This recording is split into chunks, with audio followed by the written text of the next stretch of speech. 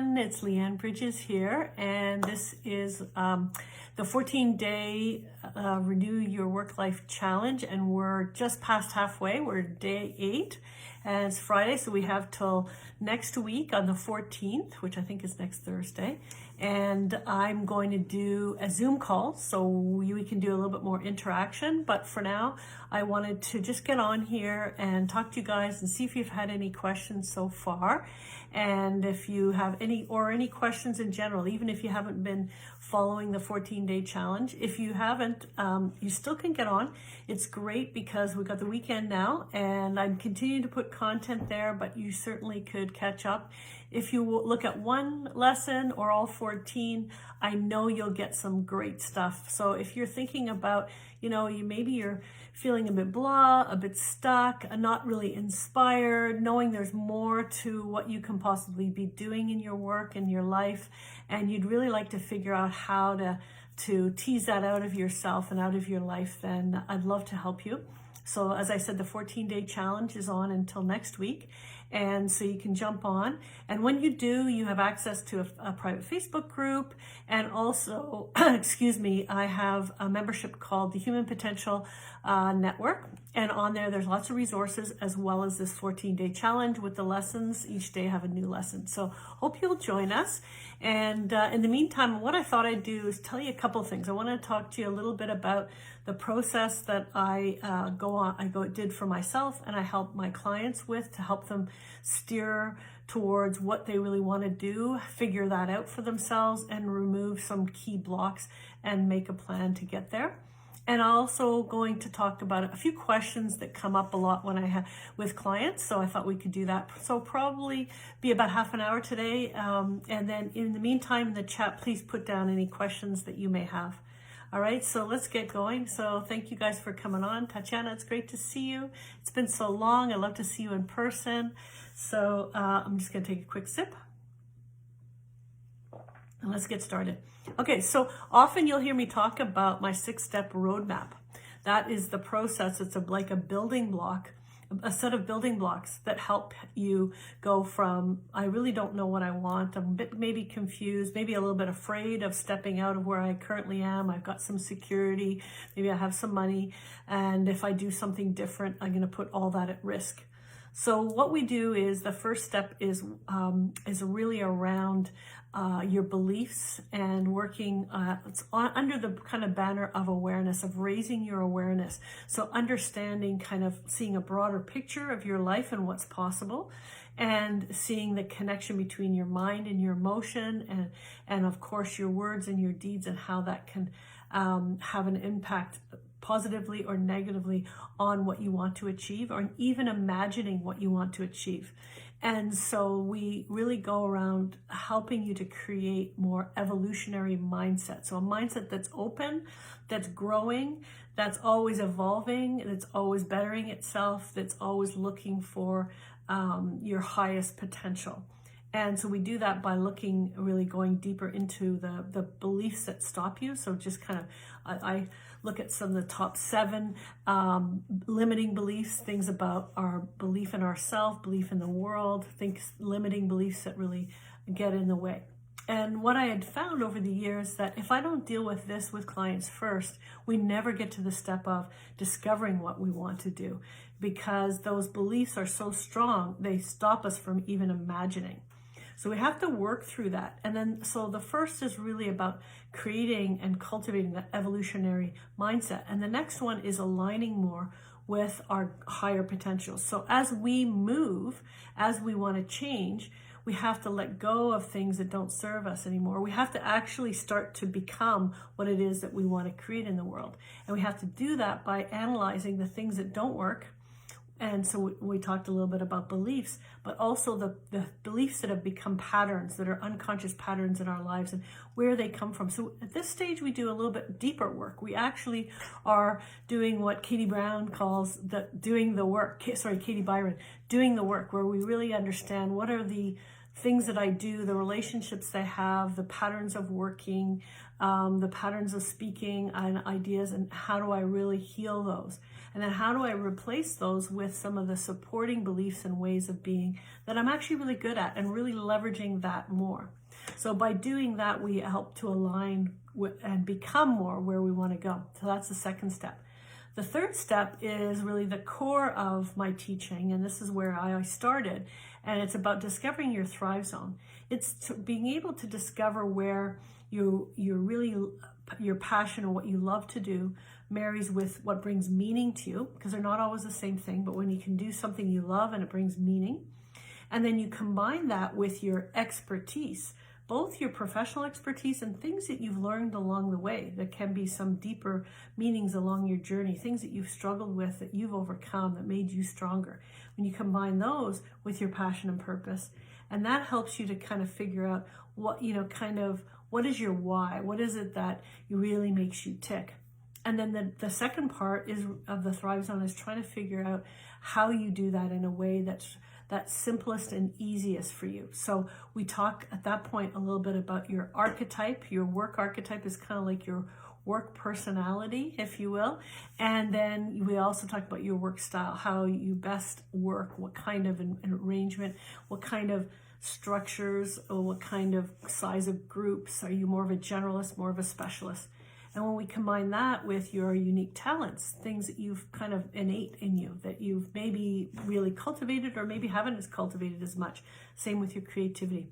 We put all this together and we see where they overlap to draw a picture of what your unique contribution will be in the place where you really thrive. And so the unique contribution, now we're starting to get into the fourth step, which is, it's hard to just be able to figure out your unique contribution if you don't know who it is that you're here to serve. Who are those people? Who is your community? Who are your Thrive tribe? So that's that. And the next step is to really figure out who are those people, who are your potential clients, employers, employees, the ones who you work with really closely. And then we kind of look at that sphere a little broader. Who are the ones who maybe you collaborate with and who may influence you or be part of your peer set. When we have a whole view of your ecosystem, with you at the center, with your Thrive Zone, that's where we can really help you to create your vision for the future. With your mission, your vision is where you're going, the mission is how you're going to get there, and your approach, which is the specific what things you're going to do, whether it's working in a career, whether it's retiring or refiring, whether it's starting a business or a side gig. It helps really at this point to get that clarity. And then the next two steps, the one is really charting, which we're doing today, day 8, is charting your highest path. That's where we identify the gap between where you are today and where that vision wants to take you. And once you can see the gap, you can see what are the steps that need to be taken in order to bridge that gap. So we set goals and we put together a strategic attraction plan so we can attract that vision to you. And then the last step is really manifesting, mastering, and sustaining your vision. So that requires really being better at getting into some of the details, being accountable, committed to the change, having kind of seeing what works, and then being able to change as you go and adjust, and really mastering some of what I call the 7 C's of cultivating self-mastery. So it's cultivating things like commitment, creativity, being able to really control our thoughts and our minds, leveraging our capabilities and so forth. So those, and then being able to identify and monitor our progress and see where we need to adjust. So that gives you kind of an very high level overview of those 6 steps. And as I mentioned in the 14-day challenge, I go through a little more depth with you. And also in my programs, I go into a lot more depth. So if you want to learn a little bit more, I have be happy to help you. I have a 20-minute free consultation where we can see if there's a possibility to work together. And if you're part of the 14-day challenge, I'm going to have an amazing offer for you too in a couple of days. So I'd love for you to stick around for that. But now what I thought I'd do, and if there's any comments or questions in the chat, I'd be happy to answer. But I thought I'd talk about some of the common ones that I get. So let's start with one that I get all the time, which is people feeling like in order to make a change, they need to have some sort of higher level of education, a certification, some sort of training for them to feel comfortable. And it's really more, if we look at it more like a comfort blanket rather than a necessity. If we look at it, most of us, we've actually got a lot of experience. And it could be, again, it may not be through a formal education process, but you could have learned a lot on your own, self-directed learning, on the job, through your own personal experiences, whatever those may be. And if you combine them with some of maybe the educated experience or professional training as well, you can create something brand new and probably from what you already have, be able to move forward and create something, whether that's moving it to another job, whether it's within your organization, maybe looking at trying to get some cross-functional work experience, or trying to a side gig. But this is what always people get kind of stuck on. So they're ready to spend another $1,000, $2,000, $3,000, maybe 2 or 3 years on more certifications and qualifications. And really, when we look at it, it's because it helps us to stop moving out of our comfort zone. It keeps us in our comfort zone. I'm just going to keep educating myself, and then one day I'm going to actually make that step. So we really have to look clearly, do we really need to do that, or can we take what we have and go forward? And then once we're in that doing more of what we're passionate about and not delaying it for 2 or 3 years and spending all that money, we actually then can look and say, you know what, I would love that weekend course, or, because it would add to my expertise, or yeah, it'd be really fun if I got that certification, because it would help me move from my current clientele to actually bring in maybe some more business or government clientele or whatever that might be. But it comes more from a place you've already are there, and you're moving forward, and you're just seeing that there's a gap that you'd like to fill. And when we're really doing our passion, we want to continue to learn and grow and get better and better at it. That's why when we're doing our passion, we perform at our highest level. And this is something that I'm really trying to get the message out to organizations, because they have this fear that if you kind of tell people what their passion is, they may want to go somewhere else and do it. But I keep saying to them, if you could find the right people for the right job and that's their passion, they will perform at the highest level and be most engaged. And ultimately, employers want people that are really engaged and happy and performing at a high level, because they're excited to learn more, versus employees who might be in a job that's not fitting so well, and they don't really want to do that extra night course or do anything else to better themselves. So I think I've talked a lot about that question. Another thing is that a lot of people, especially at the kind of peak of their career, they're super busy. They've probably been really, really successful or somewhat successful. They've made some good money, but they're just like, I've been on this hamster wheel for so long. I just want to give it all up, let go, and have more of a simple life, and I'm gonna, go into the country and buy a farm and do something simple. And of course, that's perfectly good. And a lot of people have this dream to do that. But it's also for you to kind of step back a little bit and say, really, what is your dream? Is it like, I think about myself, and I hear people saying a lot of times, I want to live off the land, I want to be closer to nature and so forth. And for me, my passion is to do the work that I'm doing. And I don't love working on the land. For example, I love being in nature. I love living in nature, but I don't love gardening. I don't love working the land or anything like that. So we have to really think about, what is it? Where do we thrive? Where are our biggest gifts? What are we here to do in the world? And how does that all work? Rather than, I'm a corporate executive, I'm going to just drop it all, and I'm going to go and find a little piece of land, and I'm going to be, raising chickens and stuff like that. Again, sometimes that really works for people, but a lot of people that doesn't work. And that's why it's really important to explore where you really thrive, what you're here to do, so that you can differentiate between what is really going to be your leisure and what is going to be your work. especially if you're, before retirement age, where you're still wanting to have kind of a time in your life where you're bringing in some income. So that you can say, yeah, I really love being in nature, so maybe I can live in nature, but I will be able to find work that I can do remotely for being a consultant or a coach or something like that, or find within my company. Because a lot of times people will just leave. I've seen clients I've had where they've left their corporate job, and then they've even had enough money to do that, but then after a year or two, they're really feeling lost. And their confidence goes like right down after about 2 years of being on the top of their career, really identifying themselves with their career and their position, and then they have nothing. And then it's like very unstabling. And of course, people experience this in retirement as well. So that's a really good reason why we want to think about our refirement and what we're going to be doing and create kind of a path to get there. Same with if you're in the middle of your career and maybe you have money for a year or two to take off. It's really to create that path based on where you thrive. And that leads me to another comment that I hear so much from people. And that is that, someone will say, my family, everyone says I should do this. Everyone says I should write a book. Everyone says that.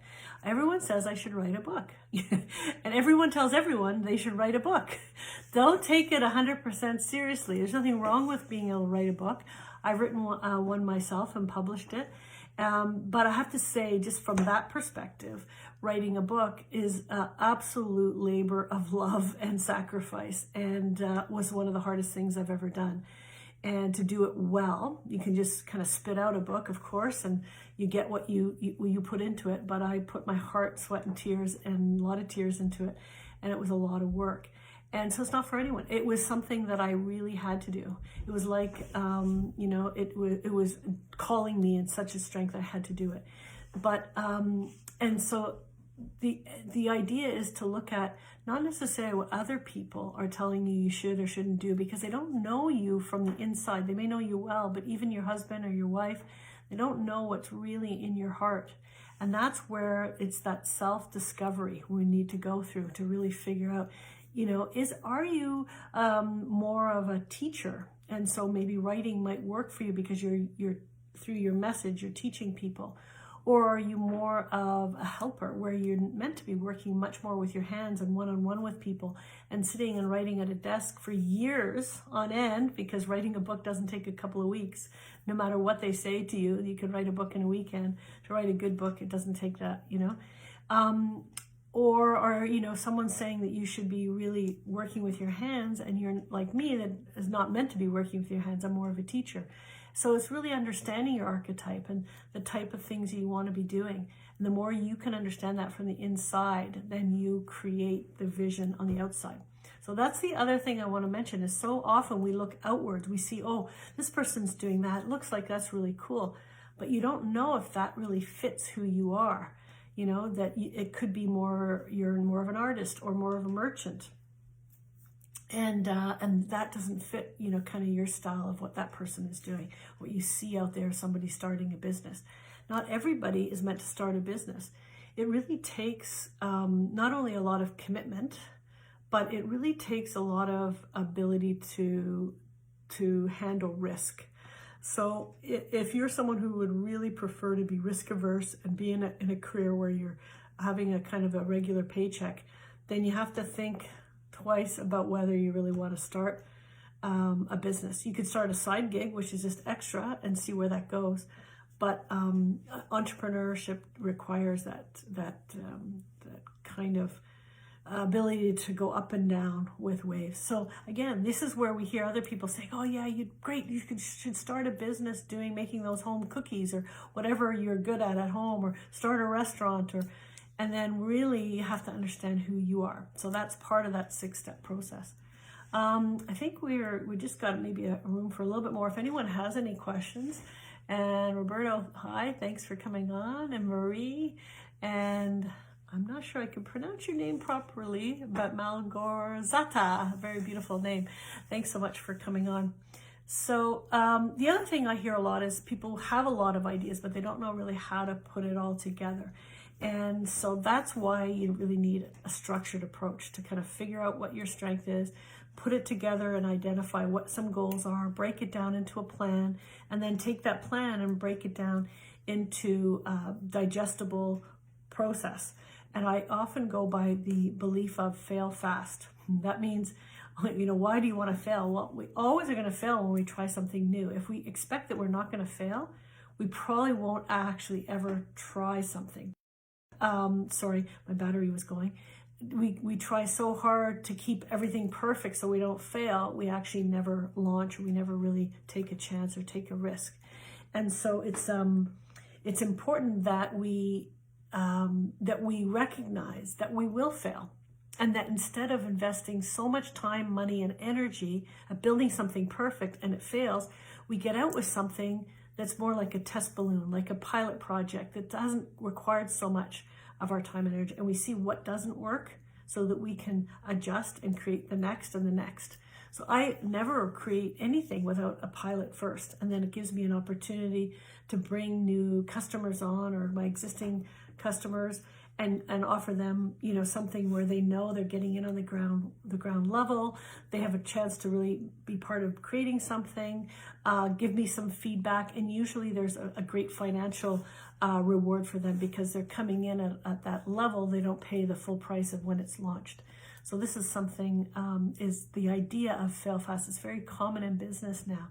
So to think about, and that's where people get stuck so much, is that they're stuck in, I have to get it perfect. And what if I fail? What will people think?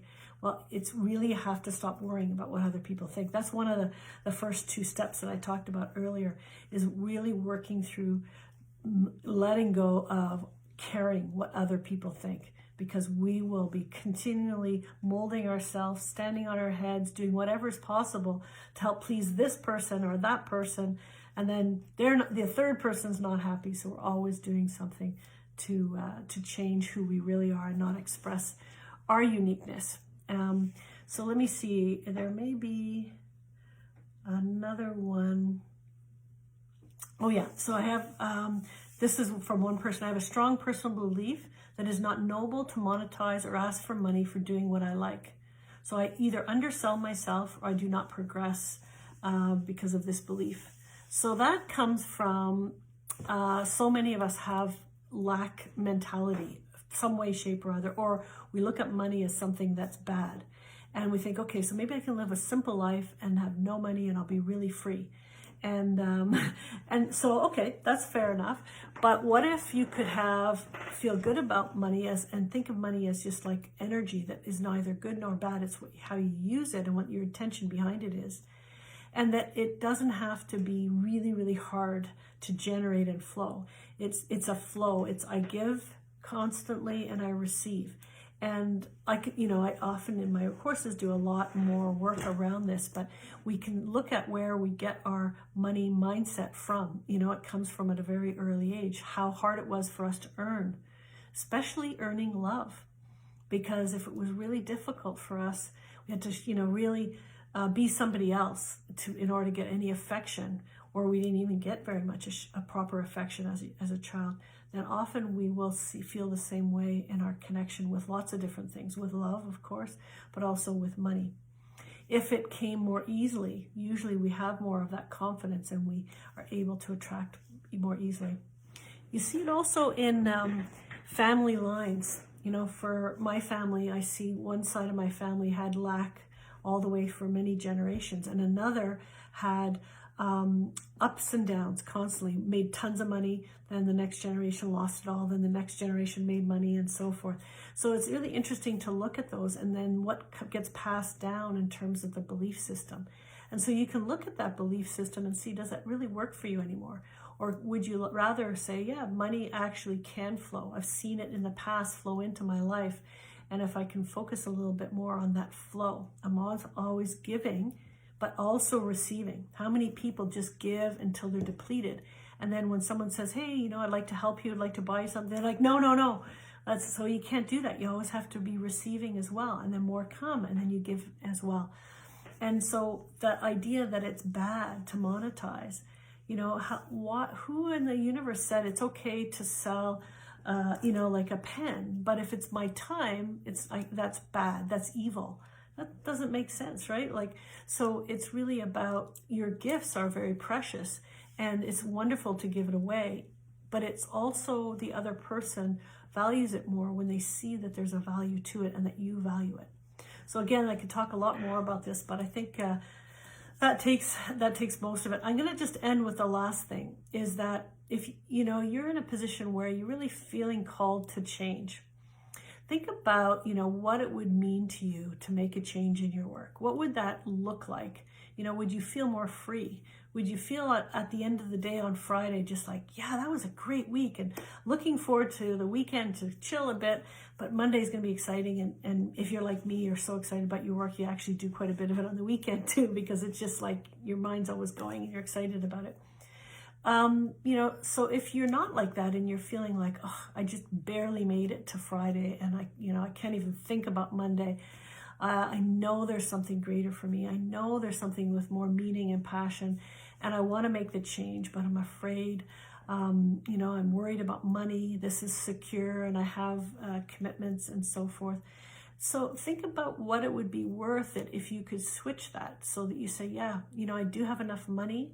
I'm making this change. I'm doing something that I love. It's something where I'm, really focusing that one life that I have in expressing my greatest potential, rather than flittering some of that life away, just, trying to trade it for a paycheck. What would that be worth to you? And would it be worth really trying to make a commitment to yourself to make the change? Now, if that's the case, if something that would really better your life, make you feel more inspired every day, energized, feel good about your work and not depleted, then it's worth to check out the 14-day challenge. It's free. If you haven't already, you can go in and you can look at all the past videos over the weekend, and there's going to be more videos this coming week. And you're welcome also to reach out to me and set up a 20-minute free consultation just to see what's possible. And as I said, I'll have an offer. I'm doing a new program coming up as well in a short couple of weeks. And it really requires, when we think about change, it's not just like I can push a button and it'll all change, or I could just take that course and then and everything will change. It really requires a commitment to do the work, to go through the steps. And sometimes they're difficult. I won't kid you. It's not like, oh, it's just so easy, but it's so rewarding. And I work with you to get through each one of the steps. And when you get into a barrier, a roadblock where you figure, I can't do this anymore, I'm there to really help you, to move you through, to ensure that you're successful. I didn't have that for myself. I had to push myself all the way through. And it was at the same time that I was in grief after losing my husband, raising my 2 kids on my own, looking after the whole income totally on, the whole household income totally on my own. But I was really committed. That was my success factor. I was committed to doing something that I loved, that was meaningful, especially in honor of losing my husband and seeing how life can be cut short. I didn't want to flitter away any of my life anymore. And I was super committed to make that change. And I didn't have anyone to help me. So that's why I'm so happy to be able to help others that are like, in situations like I was, at a crossroads where you really know that your life can have so much more to it if you're doing something that you really love. So I hope you'll join the free 14-day challenge. And at some point, you just connect with me, and whatever we can do, we'll work together, and I'd love to help you. I'd really love it so that if how you're feeling right now on a Friday, you feel just as excited Sunday night when you're looking forward to your Monday. And if you don't feel like that, then definitely recognize that there is the potential to feel like that every single week. And what would that mean to you? What would it be worth to you? So have a great weekend, and thanks so much for listening. And if you have any questions after this broadcast, please put them in the comments, and I'd be happy to answer them and connect with you. Thanks so much. Have a great weekend. Bye for now.